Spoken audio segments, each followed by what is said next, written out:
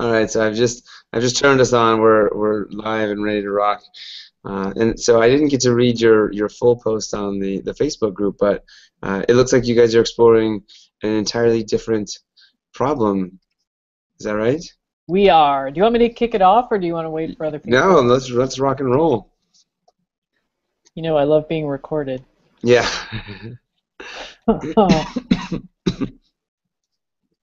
So we're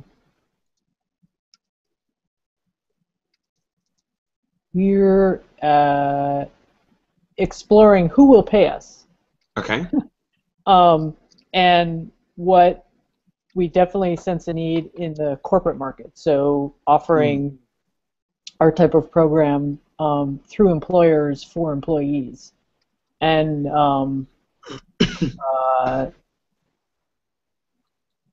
uh, that sort of took priority because we want to get paid. And so many of the consumer-facing solutions are free, and we didn't want to create just an eyeball company or something that makes money on um, referrals, affinity programs. Mm-hmm. So we're thinking about that, and um, I'm looking for some guidance of how to best pursue that. It's sort of a startups, right? Mm-hmm. Experimenting. And so, um, since I put up that Facebook post, which I'll go through, since I put up that Facebook post, we might have sold 2 programs That's awesome. That's amazing. with Uh, uh, needing to do uh, quite a bit before that, as you might appreciate. okay, so yeah, so walk me through this post. I mean, I'm looking at it now, Yeah. but So what? So I'm sure you can probably appreciate that with financial wellness, financial fitness, the issue is not lack of tools or lack of information, right? There's plenty of good mm, software out there, everything from A to Z. Much of it's even free, and uh, lots of good information. So it's not a question of quantity or quality. okay. The difficulty is that people still have a hard time getting engaged. They don't create lasting ways to do things. They don't have good habits around it. It's hard to get motivated, right? Because it's icky. Mm-hmm. And so our thought was, can that be helped by doing it within a corporate environment in a way that, maybe helps them create good habits and gives them some social reinforcement, much like CATS does for us. Um, so we think one of the biggest risks is employee engagement, both for selling a corporate solution, keeping companies renewing on the corporate solution, and also for employees getting benefit out of it. So we're trying to think how to test that, and all I could think of was would you questions, and I know those aren't good ways to test. Mm-hmm. What would you want to make you get more engaged, with your financial wellness, financial fitness? Would you do something through work? Um, right? So I'm looking for specifically a better way to do that, or of course, if you have any ideas around the general general concept. Yeah, okay, great. So feels two-sided to me, right? Like two-sided market. You've got the employers and Right. the employees, is that right? Right. Okay. And And if I could just interject, please.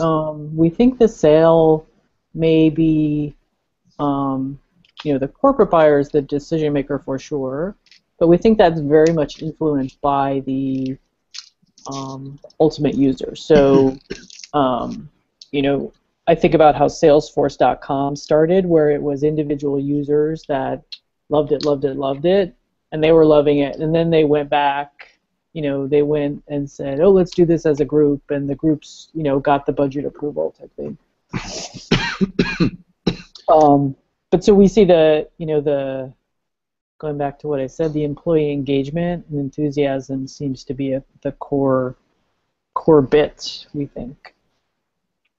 Okay. Okay, so if I'm hearing you right, we think that getting employees excited and solving problems for them helps you win the corporate clients? Yes. Okay. All through the spectrum of making a better solution for employees, getting them excited to use it, using it on an ongoing basis, definitely. Gotcha. Okay. And the thought is that ultimately the companies will pay for it. Yes. Okay. Great. Okay. So then, if that's the case, it sounds like that you're approaching the end users first. Is that right? That you want to help them. That's our thought. Yeah. I mean, at a minimum, we want to be as informed as possible when we talk to the, you know, company buyers. I think the ultimate is to get, you know, a champion, multiple champions using something, okay, and then it grows. But I know there's probably ways to iterate, you know, into that better and quicker. But yeah. Okay. Now, of the two sides of the market, which one do you think is going to be harder to win over? I think the employees. Yeah. Okay.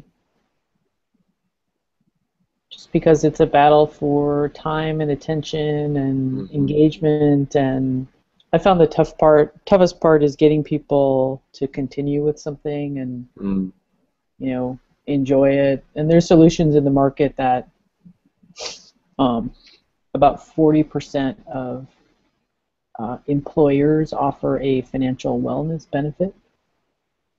So there's a white space of 60%, but of the 40% we've seen, they're very, you know, basic, attend a webinar, listen to someone talk, right? Which is sort of, you know, good when you're there, but done when you're done, right? I see, yeah.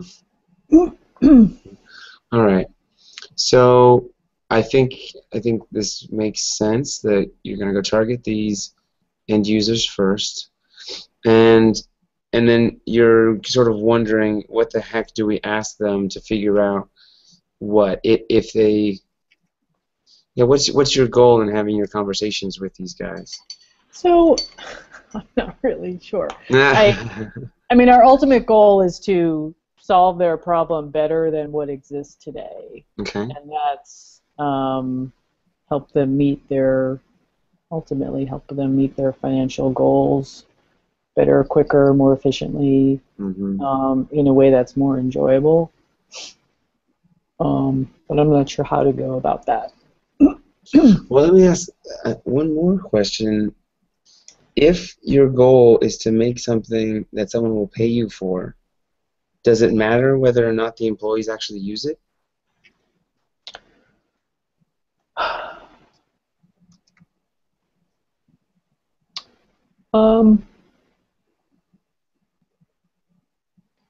Our hypothesis is that we have a much quicker, easier road to onboarding at companies if employees are really excited. And ideally already using something we have. I see. I don't think it's required, but it seems like it would make the whole process easier. Yeah, I mean, I think that's an interesting assumption, and it may be worth testing. In that. So it may not be true, but what I definitely know is true is that ultimately we want to solve the problem for the end user, the employees, better. And what we see in the market today is not, it could be definitely better. Okay, so you guys have a goal of building a better product, and does that mean that the product is simply of a higher quality, or does it are you guys trying to measure something else? So the key piece we're trying to figure out is what would get people to engage more, I think. Okay. So you're looking to build a product that they use on a regular basis. Yeah. Is that more important than if you could build a product that got them into financial fitness after 3 uses, or you could build a product that that they use, 12 times, once a month, or once a week or something like that, but maybe didn't get them in financially fit as well. Which would you prefer? I mean, is the ultimate goal that they use the product, or ultimate goal that they're financially fit?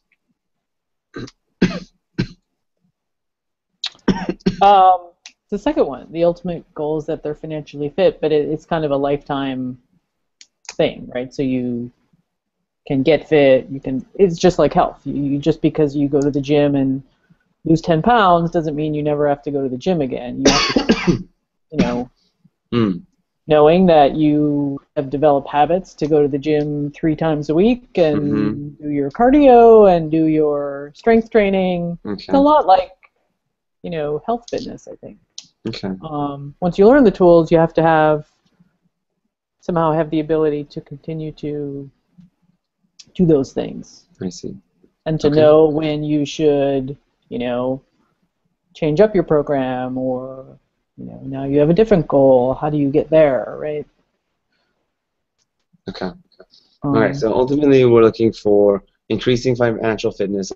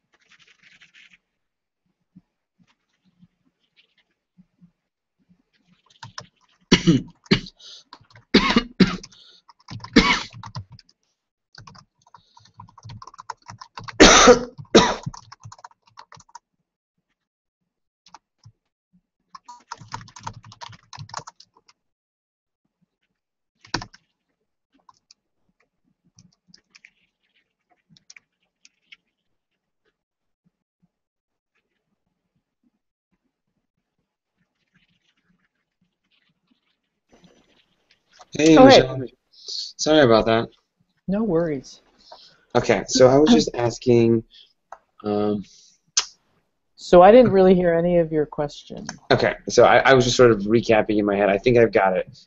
What my understanding is now that even if companies would pay us for a solution that people do not use, we are not interested in that. We. I mean, I am, but ultimately, I don't think it'll be successful because ongoing payment will definitely require employee participation to be deemed successful. Okay. All right. So these are. Or tell me if you think I'm asking the wrong question. No. I just want to get an understanding of what's sort of what the game plan is. I mean, so the crux of what I'm stumped on to get to the crux of it is we see what's in the market now. They're not very good. We see that there's lots of free tools, free info. People aren't doing it, using it. Mm-hmm. And we also see this 60% of companies do nothing in this area, and we understand they want to do a lot more. So we believe there's something incrementally better that can be done. Mm-hmm. And I believe that there's a big technology angle to that, and a habit forming and engagement and all that stuff. Mm-hmm. But I don't yet have my thumb on exactly what that is. Mm-hmm. Okay. So I could go interview all the employees in the world. Right. But yeah, I mean, so I like this approach of going after the people who have money. The thing that enters my head is like I would want to know who wants these financial programs for their companies and why the companies want them and what they need to see in order to buy your program. yeah, so the two segments So we can it think may be. of. Go ahead.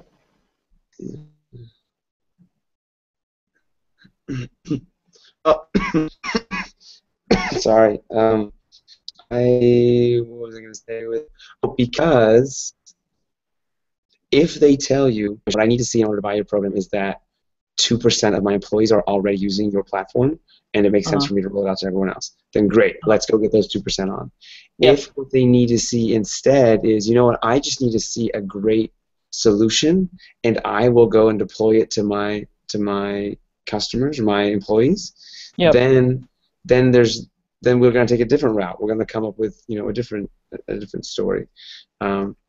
So it may be worthwhile to just validate what exactly you're going to need in order to the buying process. Yeah, right, and exactly the buying process. What is it going to take for you to get that check cut, knowing that you're not even close now, but you want to know where you're headed, right? And then we can sort of walk down that path. Either way, you're going to have to go interview people, but maybe you interview a different set of people, maybe because right now you were about to tell me which segments have these programs, but let's validate that before you start interviewing McDonald's employees, that they're the actual McDonald's is the one that's actually going to put this program in place as opposed to Amazon. Right. So it's hard to tell who offers the program currently, other than on a one-off basis. We've looked for that. We've asked people. It's hard to tell. However, we have a theory, and our theory is the companies that need it the most are really two types. One is large companies that need ways to retain their employees, like, big companies in Silicon Valley that are fighting for talent. They need another benefit to draw people in. They've already done the free lunch, they've already done the dry cleaning, dropped off, blah, blah, blah, right? They need something else. Two is companies that have employees that may be struggling financially because they aren't paid very much, like retail, say Walmart, or like factories like GM, right? And people that, so that type. So that's two immediately that come to mind.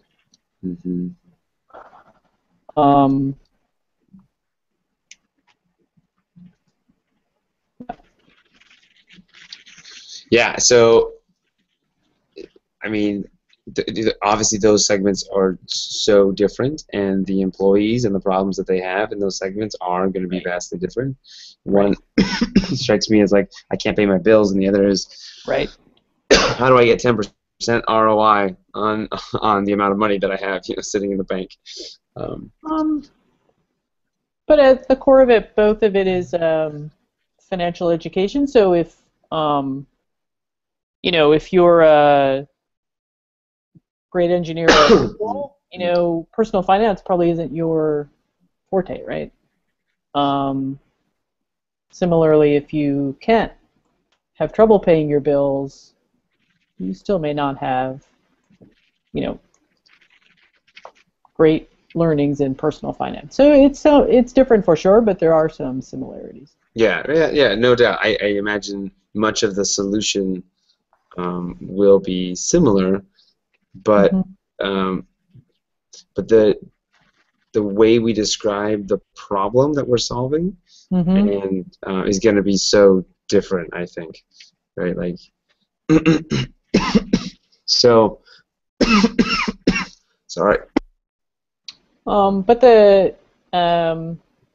so we're new at looking at this for sure, but I have been thinking about this and working in this area, and what I definitely do know is getting started and keeping engaged is always a challenge for anyone, for sure. Okay, so I'll just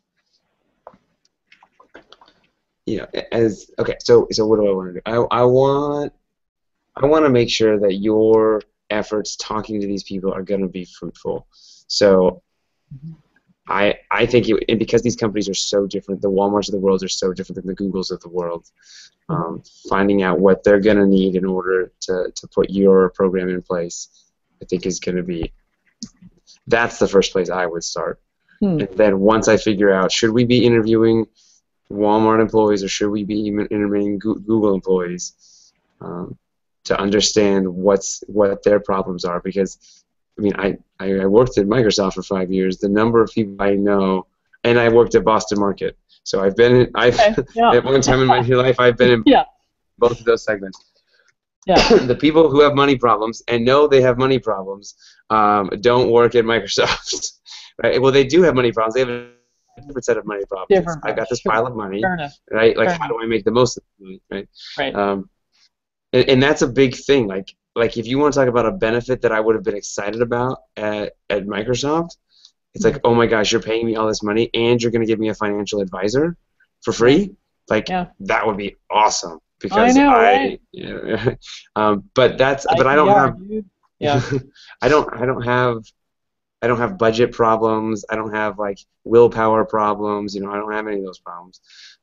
But folks at Boston Market, they were definitely like week to week, living paycheck to paycheck folks. Right. Yeah. But lots of good chicken and cornbread, I'm guessing. Yeah, exactly.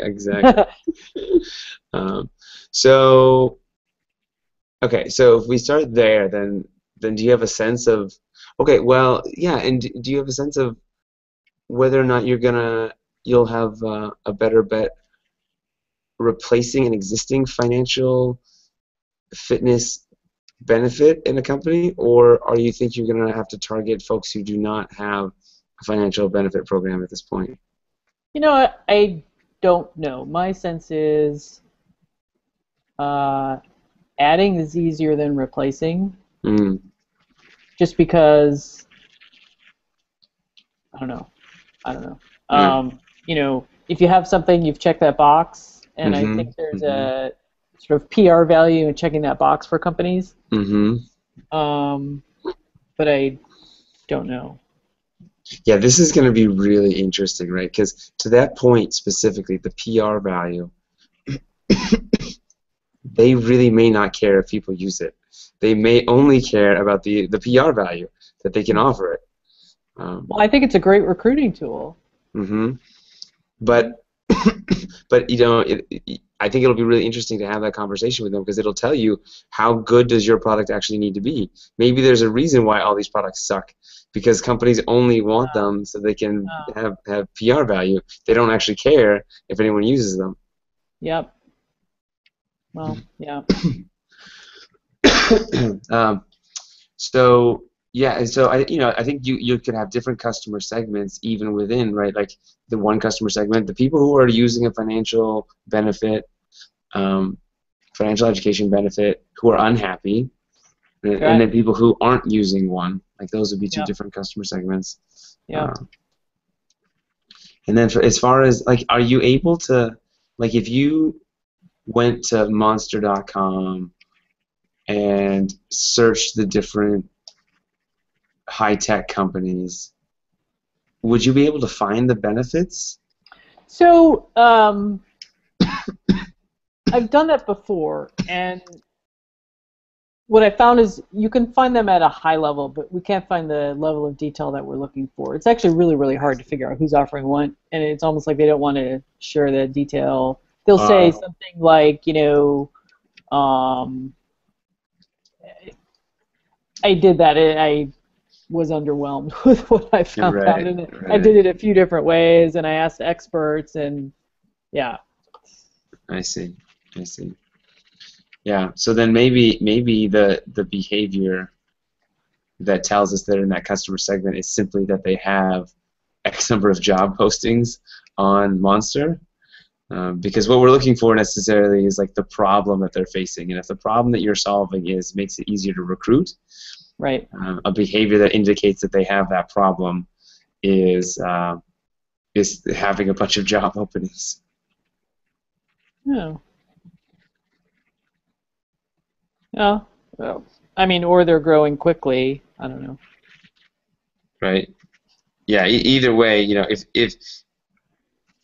the problem that you're solving is making it easier to hire talent, you know, one of the ways you might be able to tell if they're in that customer segment is if they're actively trying to hire lots of talent. Right. So can I lead the witness and give you some ideas? Give me some ideas? Tell you what I'm thinking? Sure, please, of course. Okay. So, I mean, we're in Silicon Valley, so the obvious, you know, easy thing is to go like down the street and talk to the big tech companies that we know have a hard time, you know, in the battle for talent. So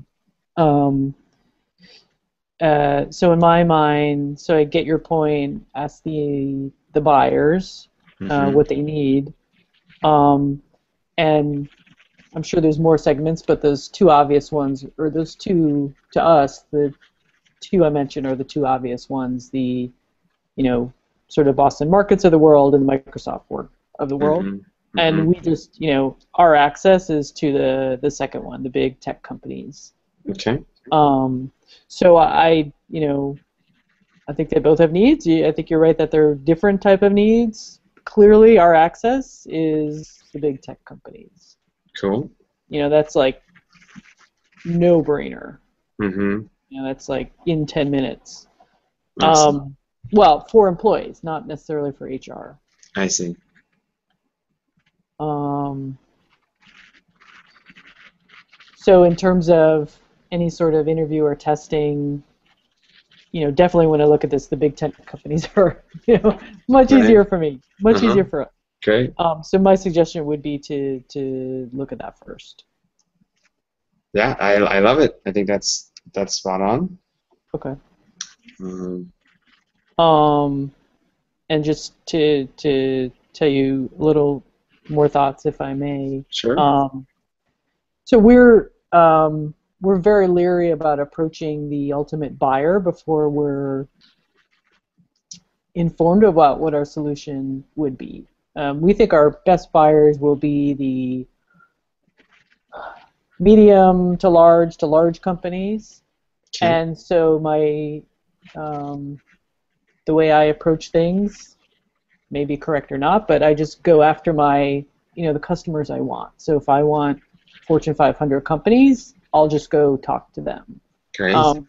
And so, we want to be informed. We want to, we think that if we came in and said, tell us what your buying process is, they would say, well, what do you want me to buy? And we'd say, this really good financial wellness solution. And they'd say, what is it? We'd go, oh, it's really good. What do you want? Yeah, right, yeah. Right.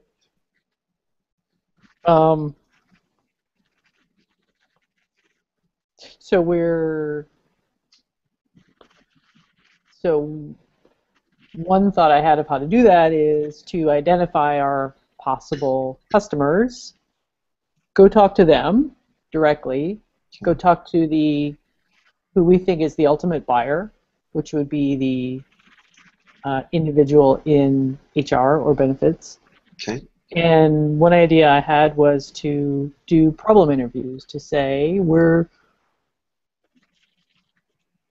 wanting to build a solution in the financial wellness area, and we'd like to, the drill, right? We'd like to build something people need, and we're reaching out to talk to, do research interviews with people to understand what their problems are to be solved and how we can help them. Love what it. do you think about that approach? I love it. Yeah, I mean, it might be what you're building is either a financial wellness program or if it's a financial wellness benefit. Like we're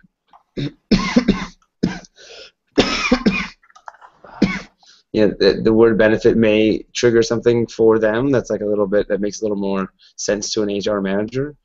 I don't know if they're familiar with the financial wellness program. But yeah, we're exploring new ways. we're exploring new benefits that can help high tech talent, high tech companies make it easier to recruit, particularly as it relates to something or other. Financial wellness. Fine.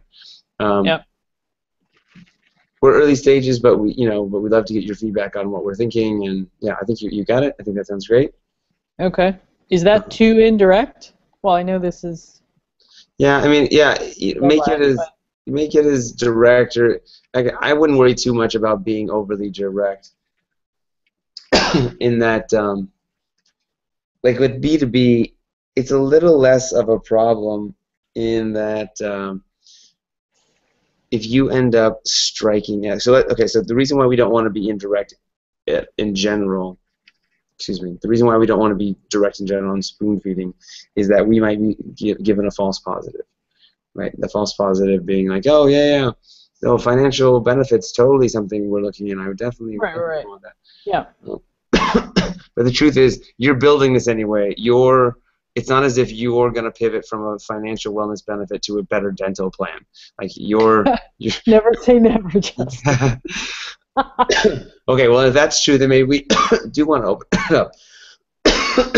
It's sort of what I'm thinking is, what are you going to pivot around? Like, if you were going to build, if your goal in life was to help HR managers make better hiring decisions, regardless of what solution was required, then maybe we have an open-ended conversation. What's the hardest part about being an HR manager, right?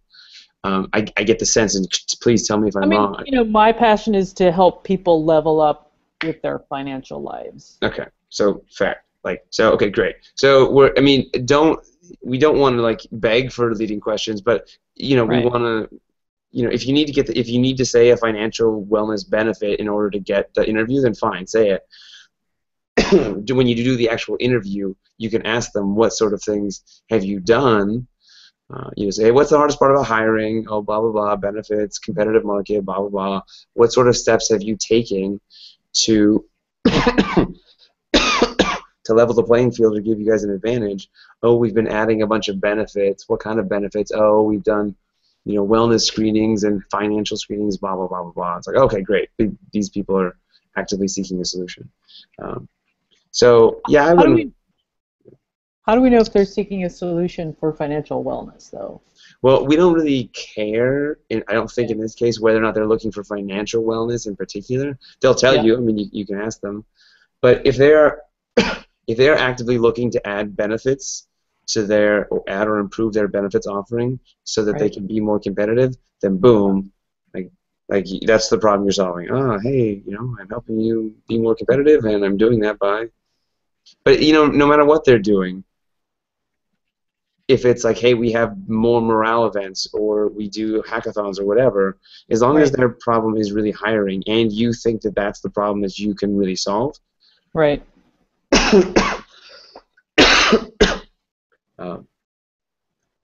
because yeah, I mean, because we can.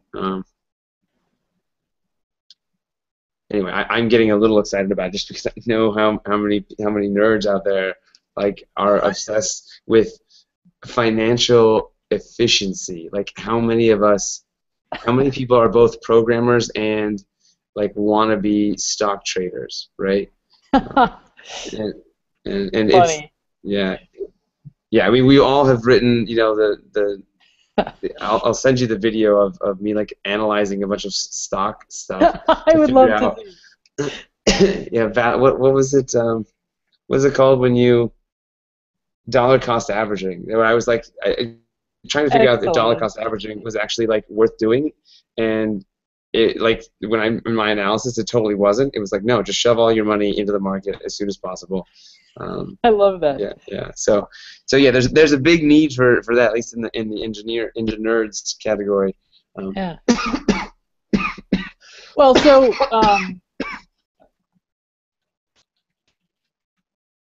I mean, I don't feel I need to test if companies are having a hard time hiring.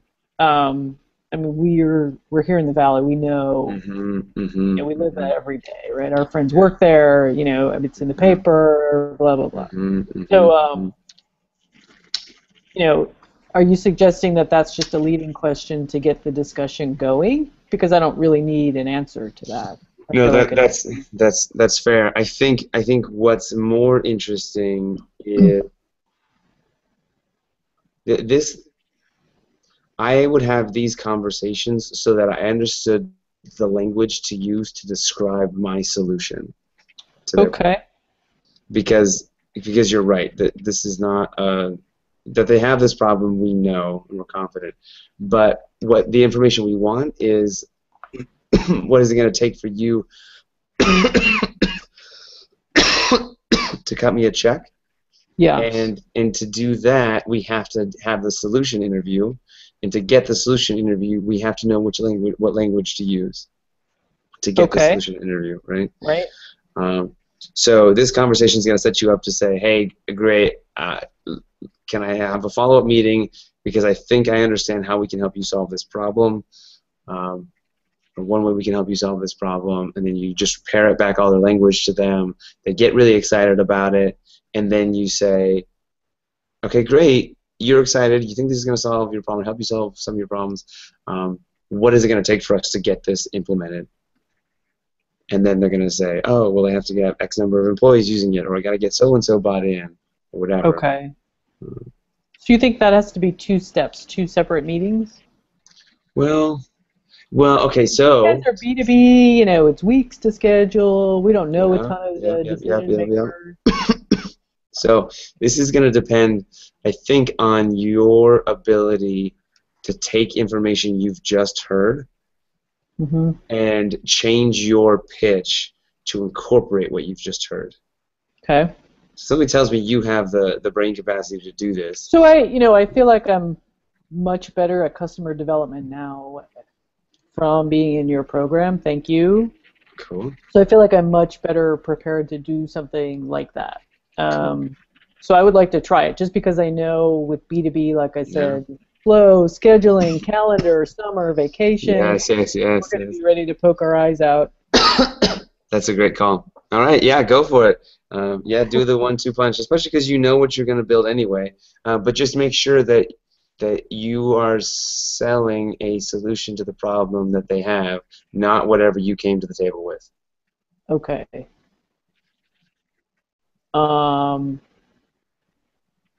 How can I gauge that this is a priority for them? So, or do I even care? Yeah. So, okay. So, what does priority mean for you?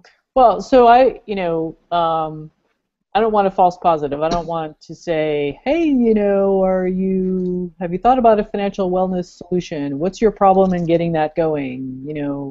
We think it could help you with recruiting. What's your problem with recruiting? Right? Better than that, but kind of that. Right. And then they go, oh yeah, financial wellness, woo! Uh-huh. And then,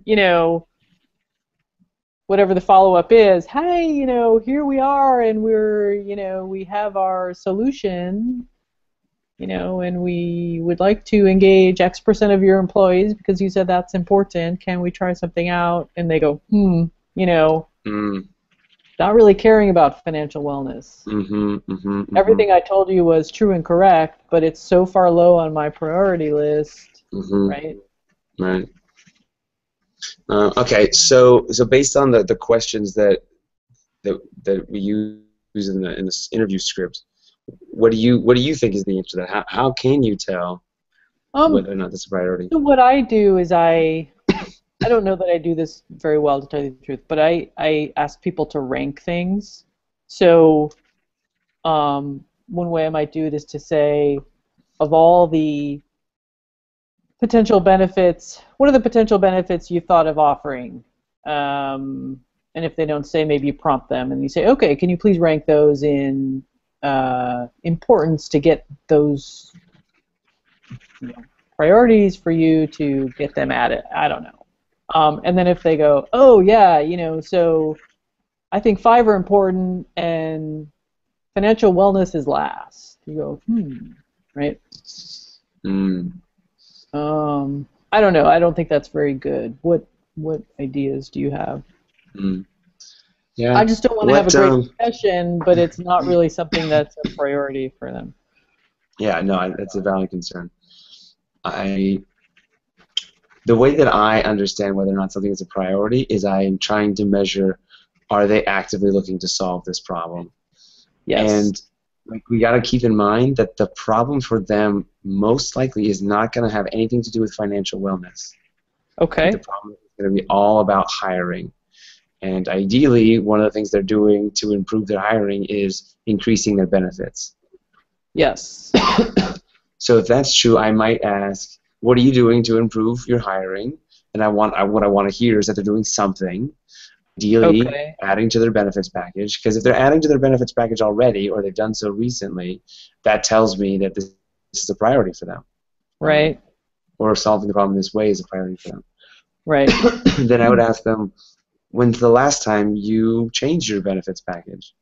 Yes. If it was 5 years ago, all right, well, we're probably not going to be the thing that gets them to change. If it was 5 weeks ago, yes. Well, that's good news. What about... Are you okay? Yeah. What about asking them, what's the process to make a change? Maybe they'll say, oh, we can only do it once a year. You think that? Well, let's see. So that answers a different question, which is basically like sort of what risks do we have to implementing this? Yeah. But that's sort of different than the priority question. Okay. And I would sort of get the gauge on this thing. There's only so many people you're going to end up talking to anyway, so it's not like a huge deal get this feedback, and then the next time you email them about next steps, like you'll measure whether or not they get back to you. If they reply back to you within a couple days, then great, this is a priority. And if not, then maybe try again. But you'll quickly get your data back that says whether or not it's a priority. Okay. Just based on the response. Yep. And then, so given that I'm trying to do the 1-2 in a single meeting, what's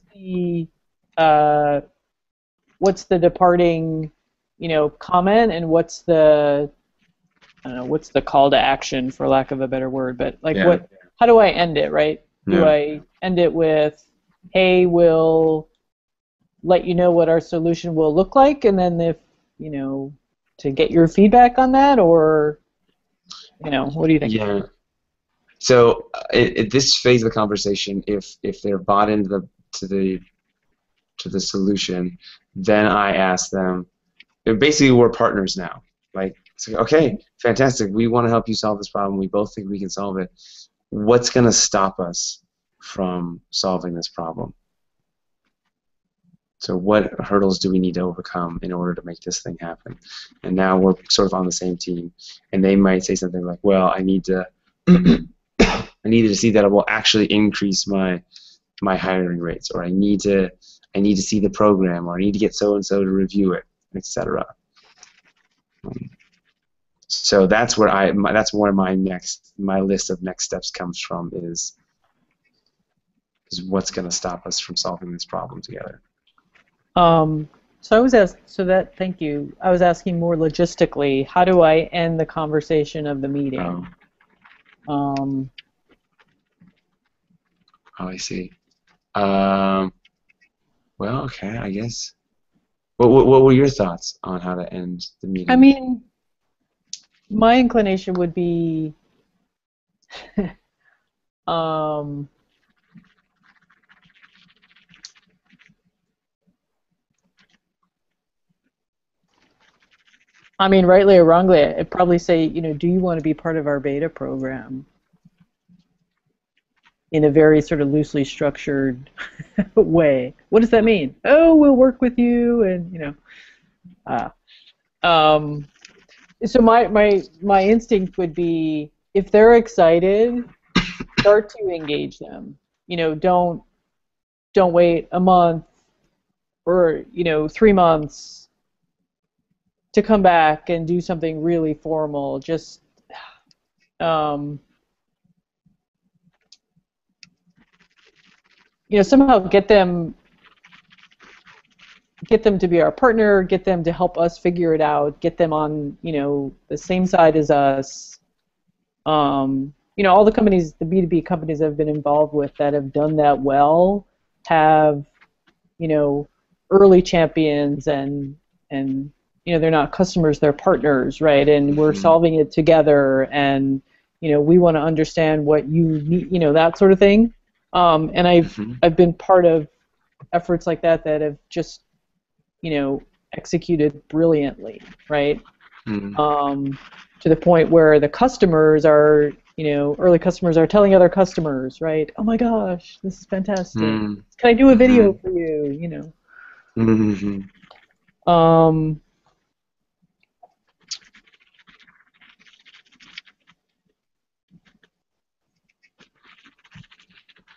But specifically, I don't know what my ask should be coming out of the meeting, or my follow-up. Yeah, my ask of always that last question, what's going to stop us from solving this problem? Okay. That's the series of next steps. They need to talk to someone. They need something from us. Okay, great. And then it's okay. I'm gonna tackle this thing this week. I'm gonna do this, and I'll get in touch with you this. Sort of like that's our game plan. So just one-off whatever they need to move it forward, basically. Yeah, exactly. Like, they're gonna tell you the next steps. Okay. Yeah, and so because to be part of a beta program, it's like, well, what does that mean? Like, it's just sort of just a random thing. It's like, okay, we're ready to start solving this problem. What do you need from us in order? Like, what do we need to do together in order to solve this problem? Right. It may be something as simple as A/B testing their offers that they give to folks. Yeah. And if they're giving out 100 offers a week, then 50 of them include I love that. financial advisor, and 50 of them don't. Financial advisor service. Yeah. And you see if there's a higher conversion rate. I love that. Yep. Excuse me. Yeah. So anyway. Okay. Okay. So congratulations, you completely debunked my plan. Yeah. Good. Now I get to with my co-founder and go, guess what? Guess what? We need to argue about this. Exactly. Yeah. I think the challenge is going to be getting a hold of the right decision makers for us. Yeah, that is going to be tricky. It's true. Yeah. But I also do think approaching it from research standpoint is actually very welcoming and certainly I'm much more comfortable with.